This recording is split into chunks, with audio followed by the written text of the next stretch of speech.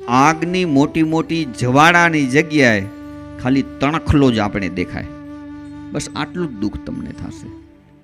શૂળીનું દુઃખ છે એ ભગવાનના ભક્તને કાંટે કરીને ટળી જાય છે. ત્યાં સ્વામિનારાયણ ભગવાન દ્રષ્ટાંત આપ્યું છે. આપણે બધા દ્રષ્ટાંત જાણીએ છીએ. ગામ હતું, એ ગામ કેનું હતું?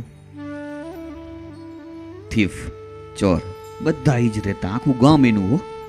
પણ એમાં એક હતો ને, એ થોડો સારા વિચારવાળો. બાજુમાં આશ્રમ હતું. ક્યારેક ક્યારેક સમય મળે એટલે એ સંતની પાસે જાય. સંત ભજન કરતા હોય, સંધ્યા વંદના કરતા હોય, ઈશ્વર આરાધના કરતા હોય, ત્યાં જઈને બેઠો હોય, જોવે બહુ સારું કરે એમ. એને જોઈને એને શાંતિ થાય. અને રાત્રિનો સમય કે થાય એટલે ક્યાં જાય? એનો ધંધો કરવા માટે જાય. એમાં એક દિવસ રાત્રિનો સમય, બધા નીકળ્યા છે. દિવસે તો બધું ફરીને નક્કી કર્યું કે આ જગ્યાએ આપણે ચોરી કરવી. રાત્રે બધા નીકળ્યા, ચાલ્યા જતા હતા. હવે જે સંતની પાસે જતો હતો ને, હવે અંધારું હોય એને તો કોઈ ન દેખાય, કોઈને ન દેખાય.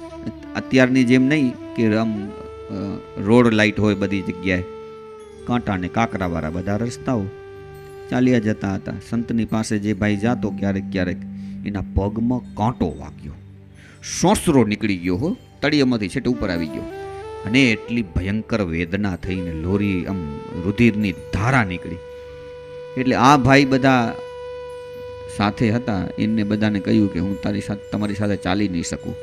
તો લાગે ચાલી નહીં તો મારા ભાગ નહીં મળે હો તને. કે ભાગ કેમ ન મળે? યાર આખી જિંદગી યાર તમારી સાથે રહ્યો ને આજે એ અમે કાંઈ ના જાણી. આજે મળવાનું છે એ આખી જિંદગીમાં ક્યારે મળ્યું નથી ને પછી મેળવવાની આપણે જરૂર નહીં પડે એટલું આપણે મેળવશું આજે. માટે હાલ. પણ પગમાં કાંટો વાગ્યો, ક્યાંય પણ જવું તો દોડું કેમ, કાઢવો કેમ? આને એ અમે કાંઈ ના જાણી. તને હાલવું તો હાલ, નહીં તો પછી કાંઈ નહીં. ઓલો પ્રયત્ન તો કર્યો હશે પણ પગે હલાય જ નહીં. એટલી ભયંકર વેદના થાય. બાજુમાં જ સંતનો આશ્રમ હતો. એટલે એમ થયું કે હવે ઘરે પણ જઈ શકાય એવું નથી અને ચોરી કરવા પણ જઈ શકાય એવું નથી. ચાલે ને અહીંયા દરરોજ હું ક્યારેક ક્યારેક બેસવા આવું છું, આ મહાત્મા મને ઓળખે જ છે, ત્યાં જઈ અને રહું. કદાચ થોડીક રાત થાય અને સંત મને ઓળખેરા એટલે કંઈક દવા બવા કે કંઈક કરશે. આશાથી સંતના આશ્રમમાં ગયો ને આ બધા ગયા છે ચોરી કરવા. સંતને ખબર પડી કે આ ભાઈ આવે છે ને સારો માણસ છે. શું થયું બેટા? જરાક વાગ્યું છે. ઓહો એમ? અત્યાર બધા લીધા હશે કે કાંટો માટો કાઢ્યો હશે, ઔષધિ લગાવી હશે, પાટો બાટો બાંધ્યો હશે. આ બધા ચોરી કરવાને માટે ગયા. રાજાનો મેલ ફાડ્યો હો. રાજાને તિજોરી ફાડી, અઢળક સંપત્તિ મળી. બધાએ ધન સમૃદ્ધિની ફાંટો ભરી ભરીને ઘરે આવ્યા. બધાની પાસે એક એક ફાંટ, સોના ચાંદી ઝવેરાતો ડાયમંડ બધા મણીઓ બધા લઈને આવ્યા. સવારનો સમય થયો ને રાજાને ખબર પડી કે ખજાનો લૂંટાણો છે. એટલે બધાએ કરી શોધખોળ. એમાં પગીઓ હતા, પગેરું લીધું.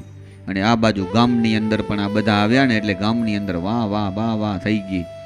આ ભાઈ હતો એ ઢસડાતો ઢસડાતો ઘરે ગયો. અને આ બાજુ બધાએ ધન સમૃદ્ધિના ભાગલાઓ કરી અને બધાએ રાજી રેડ પડ્યા છે.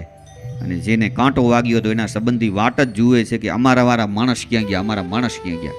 ત્યાં ઢસડાતો ઢસડાતો ઘરે આવ્યો. સંબંધીઓ બધા ભેળા થયા અને મંડ્યા એની ઉપર ગારુનો વરસાદ કરવા. હે તું તો આમ છે ને આવો છે ને તેમ છે ને. એમની પાસે ન ગયો ને આ બધાને પૈસા મળ્યા ને આપણે ન મળ્યા ને આપણે ઓય જઈને સાધુની પાસે બેઠા, આપણું ભૂંડું થયું. મળ્યું શું આપણે? સંતો કાંઈ પણ આપણે કાંઈ આપે નહીં કાં? જઈ જોઈએ ત્યાં ઓ સાધુની પાસે આશ્રમમાં હાલો જાય, સાધુની પાસે શું મળ્યું? અને આવી જ્યારે વાતો થાય છે ને એના સંબંધીઓ ધમકાવે છે ને ત્યાં જ પગેરું લેતા લેતા પગીઓ આવ્યા અને સૈનિકો આવ્યા. આખા એ ગામને ઘેરી વર્યા. બધા જ ચોરને ઉપાડ્યા છે. સૈનિકોને ખબર જ હતી રાજા બહુ ક્રોધમાં છે, બધાને સૂળીએ ચડાવશે. અને એની સાથે સાથે આને પણ ભેગો લીધો. એટલે ગામના લોકો બધા શાંખ પૂરી. એના સગા સંબંધીઓ કે અમારા માણસને ક્યાં લઈ જાઓ, અમારો માણસ ચોરી કરવા નથી ગયો. સૈનિકો કે એ ન ચાલે, એનો ન્યાય રાજા કરશે.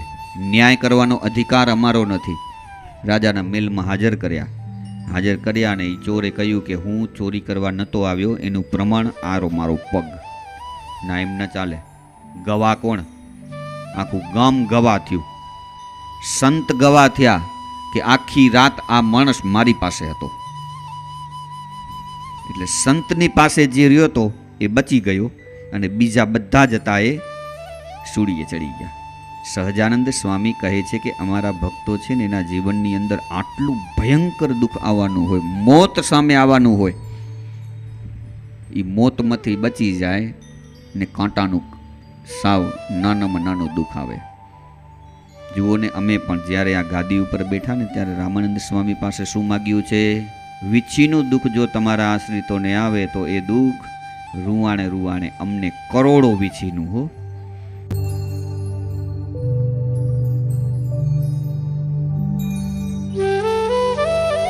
રામાનંદ સ્વામી વરદાન આપ્યું અને એ વરદાન અત્યારે આપણા સંપ્રદાયની અંદર તાદ્રશ્ય દેખાય છે.